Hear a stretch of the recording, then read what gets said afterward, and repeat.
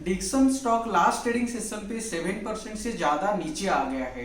अभी क्या करना चाहिए? क्या हम इस स्टॉक के अंदर खरीदारी करना चाहिए या और थोड़ा वेट कर लेना है? अगर हम शॉर्ट टर्म बेसिस पे इस स्टॉक के अंदर एंट्री करना चाहते हैं, किसी लेवल के आसपास एंट्री करेंगे और कितना हमको टारगेट लेके जाना चाहिए। और फंडामेंटली जो हमारा क्वार्टरली रिजल्ट आया है, क्वार्टरली रिजल्ट डिक्सन स्टॉक के अंदर कैसे हमको देखने के लिए मिला है, ये सारे डिटेल्स इस वीडियो के माध्यम से आपको बताने के लिए जा रहा हूँ। दोस्तों मैंने यहाँ पे डेक्सन टेक्नोलॉजी स्टॉक का जो फंडामेंटल एनालिसिस करना है उसके लिए स्क्रीनर साइट के अंदर ये स्टॉक को ओपन करके रखा है। देखिए नॉर्मली अगर आप ये स्टॉक का मार्केट कैपिटलाइजेशन देखोगे ये 83,000 करोड़ से ज्यादा है, जो कि एक लार्ज कैप कंपनी है। तो ये स्टॉक के अंदर अगर आप देखोगे इसका रिटर्न ऑन इक्विटी 24 के आसपास दिखा रहा है। तो देखो हमको इस पे कोई लेना देना है नहीं। मैंने आपको बताया था ये स्टॉक के अंदर हमको जो पोजीशन वगैरह बनाना है, मैंने इसको छोटे टाइम फ्रेम के ऊपर देख रहा हूं कि छोटे टाइम फ्रेम के हिसाब से जनरली एक हफ्ता, 2 हफ्ता या एक महीना के अंदर ये स्टॉक इतना मूवमेंट देगा। इसलिए हमको ज्यादा डीपली फंडामेंटल एनालिसिस करने की अभी जरूरत नहीं है। मैं डायरेक्ट इसका क्वार्टरली रिजल्ट के ऊपर फोकस करने के लिए जा रहा हूँ। तो देखो जो क्वार्टरली रिजल्ट है ये लेवल के आसपास आप देखोगे,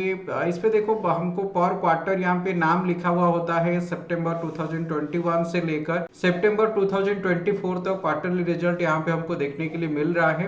तो ये जो क्वार्टरली रिजल्ट इसी लेवल के आसपास देखने के लिए मिल रहा है, हमको फोकस करना है नेट प्रॉफिट के ऊपर और ये ईपीएस डाटा के ऊपर। तो देखो नेट प्रॉफिट उसका देखोगे ऑलमोस्ट हर क्वार्टर पे ये नेट प्रॉफिट काफी अच्छा नेट प्रॉफिट देखने के लिए मिल रहा है। तो ये लेवल के हिसाब से देखो जो पुराना क्वार्टर था मई 2024, जून 2024 और अभी सितंबर 2024, तो ये लास्ट जो 3 क्वार्टर हमको जो देखने के लिए मिला है 97 करोड़ के आसपास ये देखो प्रॉफिट मिला था मई का क्वार्टर पे। उसके बाद जून क्वार्टर के अंदर ये जो प्रॉफिट आया था 140 करोड़ के आसपास, सर ये 97 करोड़ मार्च क्वार्टर के अंदर देखने के लिए मिला था, फिर 140 करोड़ के आसपास और अभी 412 करोड़ के आसपास आया है। तो आप लोगों को अभी लग रहा होगा कि ये सितंबर क्वार्टर पे तो इतना अच्छा रिजल्ट दिया है, फिर भी इस पे हमको इतना बड़ा सेल क्यों देखने के लिए मिला प्रीवियस ट्रेडिंग सेशन पे। ये ईपीएस भी देखो वही बता रहा है 15.91 के आसपास ईपीएस बता रहा था ये मार्च पे, उसके बाद जून पे 22 और अभी 65 के आसपास आया है। लेकिन फिर भी हमको इतना बड़ा सेलिंग क्यों देखने के लिए मिला, चलिए उसके लिए हमको टेक्निकल को प्रॉपर्ली देखना पड़ेगा। तो टेक्निकल देखने के लिए मैंने यहाँ पे देखो डेली का डिक्सन स्टॉक का चार्ट पैटर्न मैंने ओपन करके रखा है और ये कैंडलस्टिक पैटर्न मैंने सिलेक्ट करके रखा है। टेक्निकल के हिसाब से हमको अभी पता चलेगा कि ये डिक्सन स्टॉक के अंदर हम अभी एंट्री ले सकते हैं या नहीं ले सकते।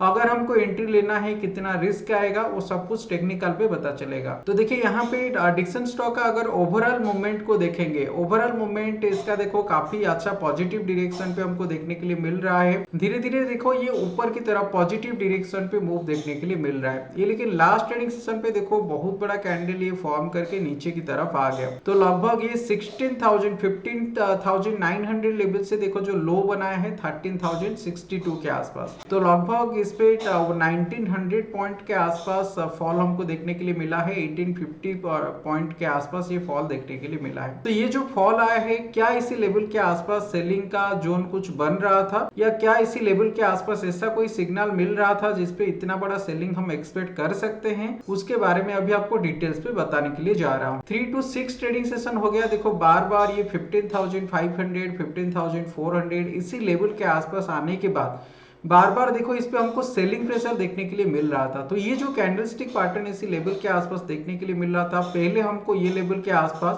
बियरिश हरामी पैटर्न फॉर्म होते हुए दिखा। उसके बाद देखो ये लेवल के आसपास bearish evening star pattern form होते हुए दिखा। फिर इसी लेवल के आसपास ये लगभग एक बियरिश हरामी पैटर्न फॉर्म करने के साथ यहाँ पे स्पिनिंग टॉप कैंडलस्टिक पैटर्न देखने के लिए मिला। तो ये सारी चीजें हमको इसी लेवल के आसपास मिल रहा था और ये सेलिंग का पैटर्न बार बार इस पे देखने के लिए मिल रहा था। और लास्ट ट्रेडिंग सेशन पे देखो इतना बड़ा फॉल हमको देखने के लिए मिला। फिर भी देखो सिर्फ सेलिंग पैटर्न को देख के हम ये अभी नहीं बताएंगे कि ये लेवल के आसपास इतना बड़ा फॉल आने वाला था। और कुछ कॉज हो सकता है क्या? सेकेंड कॉज के लिए ये लेवल के आसपास मैंने एक बार पाइवट पॉइंट को ऐड करके आपको बताने के लिए जा रहा हूँ कि पाइवट पॉइंट के हिसाब से किस टाइप का लेवल फॉर्म कर रहा था। तो देखो पाइवट पॉइंट के हिसाब से देखोगे एग्जैक्ट ये जो पाइवट पॉइंट है, देखो ये रेजिस्टेंस 2 का लेवल आ रहा था और रेजिस्टेंस 2 लेवल के आसपास जैसे ही आया ये साइकोलॉजिकल लेवल से हमको ये फॉल देखने के लिए मिला। और ये जो फॉल आया है देखो रिकवरी कहां से आया, एग्जैक्ट ये पाइवट पॉइंट लेवल के आसपास आने के बाद इस पे हमको रिकवरी देखने के लिए मिल रहा है। और प्रीवियस ट्रेडिंग सेशन के हिसाब से देखो ये लेवल के आसपास फास्ट बॉटम फॉर्म किया था,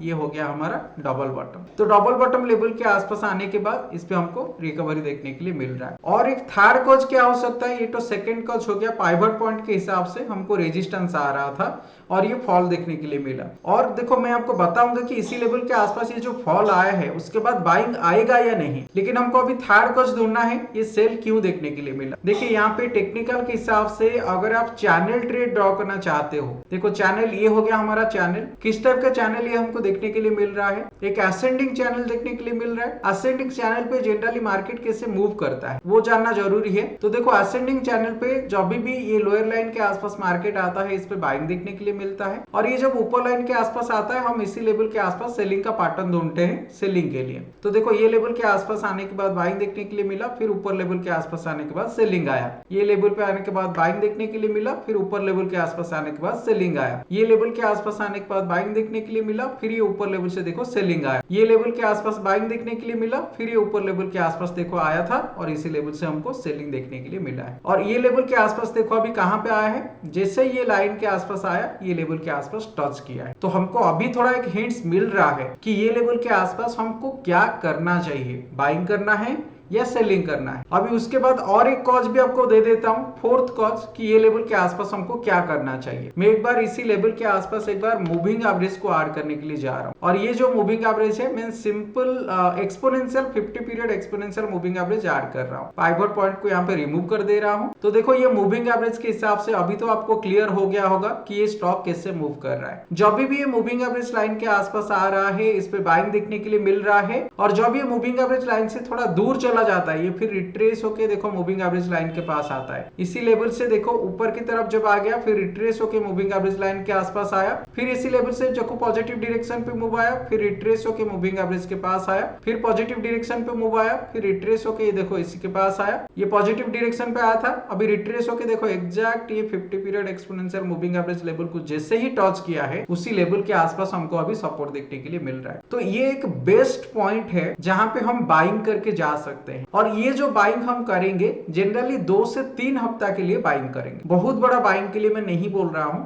अगर आप स्विंग ट्रेडिंग के हिसाब से इसको लेके जाओगे जनरली मैक्सिमम 2 हफ्ता 3 हफ्ता के हिसाब से अगर आप इसको लेके जाओगे एक अच्छा खासा प्रॉफिट इसी लेवल के आसपास ये स्टॉक देने का प्रोबेबिलिटी बन रहा है। अगर हम इस स्टॉक के अंदर बाइंग करने के लिए जाएंगे किसी लेवल के आसपास बाइंग करना है, हमको एक चीज करना है, एक दिन इस पे वेट करना है। नेक्स्ट ट्रेडिंग सेशन सिर्फ एक बार वेट करके देखना है क्या इसी लेवल के आसपास एक ग्रीन कैंडल बन रहा है। अगर एक ग्रीन कैंडल इसी लेवल के आसपास हमको देखने के लिए मिलता है तो हम उसके ऊपर बाइंग कर सकते हैं, और हमारा जो स्टॉप लॉस रहेगा स्टॉप लॉस जनरली इसी लेवल के 50 पीरियड एक्सपोनेंशियल मूविंग एवरेज से नीचे रखेंगे। तो 13,750 लेवल के आसपास हमारा स्टॉप लॉस लेके जाना है, क्योंकि हम अगर एंट्री करेंगे इसके नीचे आएगा तो फिर हमको पोजीशन एक कट कर लेना है, और हम टारगेट किसी लेवल के आसपास लेके जाएंगे। मैं तो इसी लेवल के आसपास से 16,000 का टारगेट लेके जाऊंगा, क्योंकि देखो ये जो पैटर्न अभी यहाँ पे देखने के लिए मिल रहा है एक टाइप का फ्लैग पैटर्न है। बार बार देखो ये फ्लैग का स्टिक हो गया,